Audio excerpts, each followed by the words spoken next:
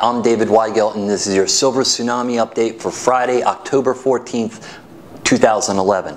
I hope everybody had a productive week. It's been another soggy week here in Maryland, but we've been heads down and just really excited about some different campaigns that we have in the works and that are live right now.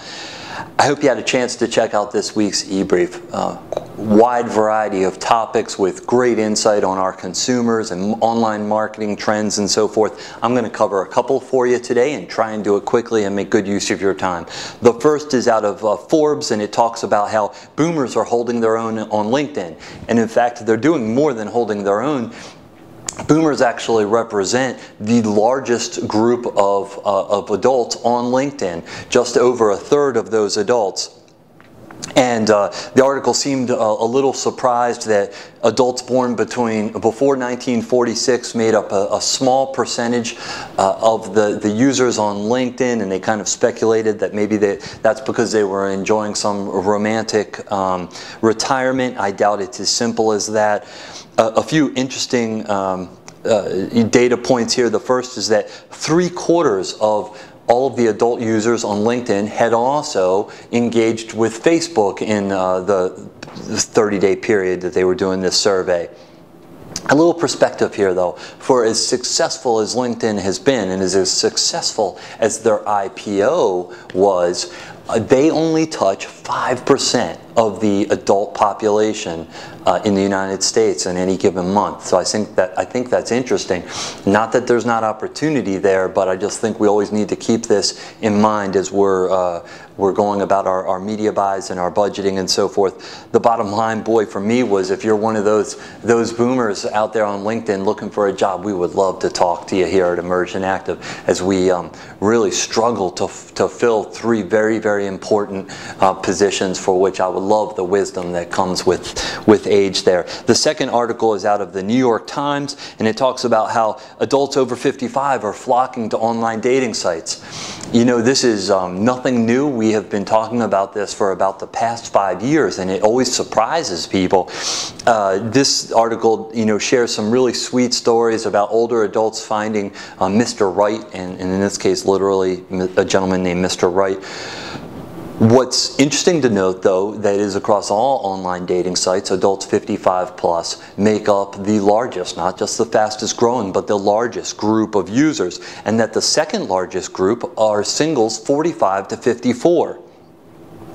Some of the reasons given for this include the fact that 37% of adults 50 plus are unmarried, and that, as we all know, the boomer generation unfortunately has a very high divorce rate.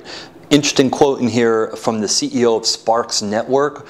Sparks owns a bunch of online dating sites, including Christian Singles Meet, Black Singles Meet, Silver Singles Meet, that across all of his websites, he had seen a 93% increase in adults 50 plus year over year.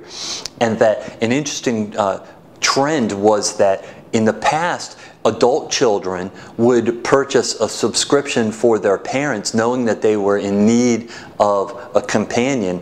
Now that has been flipped on its head, such that it's the older adults who are buying subscriptions for their adult children to find a significant other or companion. Just yet another area where we feel like we've reached a tipping point with our consumers in digital media, where they're now leading the way in certain categories and areas.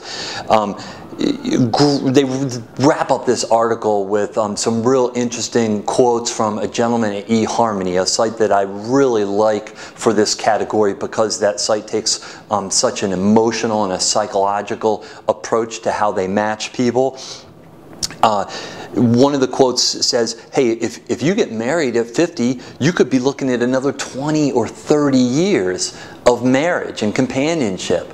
And man, I just think that's a great and aspirational thought, not just for consumers looking for a significant others, but for all brands in terms of what the worth of this consumer truly is.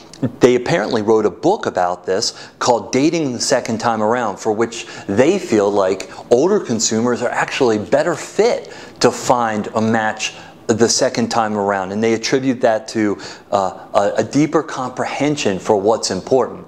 The bottom line here for me was that I don't think it's just a matter of them making better decisions the second time around, but I think it has to do with the wisdom and emotional intelligence that comes with aging. We don't stop growing, we don't stop developing. Things change, and one of those things that changes is the way that we go about making decisions, whether it's with regard to a significant other or your products and services, that is simply more intuitive, more based on intuition and emotion.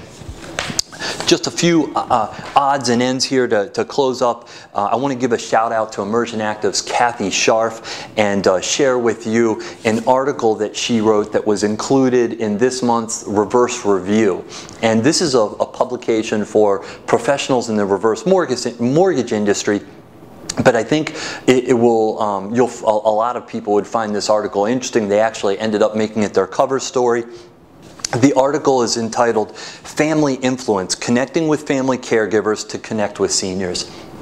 This has just become such a sweet spot for us as an agency, for many of our clients, and we're happy to share that in our findings there. A lot of what you'll read there is based on our work with a lot of clients, but in particular work that we did with a group called Senior Lending Network.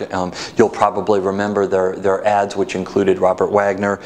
So I encourage you to check that out. I'll make sure to include that link for you. Finally, I hope everybody that's heading to the Leading Age annual conference have a good time. I feel bad. It's in our own backyard right down in DC. For those of you who aren't familiar with their annual conference, it's called Celebrate Age. I encourage you to check it out. They have thousands, literally, of aging service leaders and professionals that are there. A lot of great educational programs, general sessions, and then, of course, they have an exhibit floor as well. So that takes place October 16th through the 19th down at the Convention Center in DC. In closing, I have we always include a quote in the e-brief. I hope you get a chance to check them out. We try to pick out good ones every week that are somehow connected to aging. This week, the quote comes from a German author. I won't try and pronounce her name, but it says, "In youth we learn, in age we understand." And that, my friends, is just one example, if not one of the more profound examples of where age does truly equal opportunity. I hope you have a chance to check us out on facebook.com/silvertsunami, and we'll have all of these links. You don't have to register on Facebook to check that out. And then most importantly, I hope you have a great weekend with your families and a productive next week. See you soon.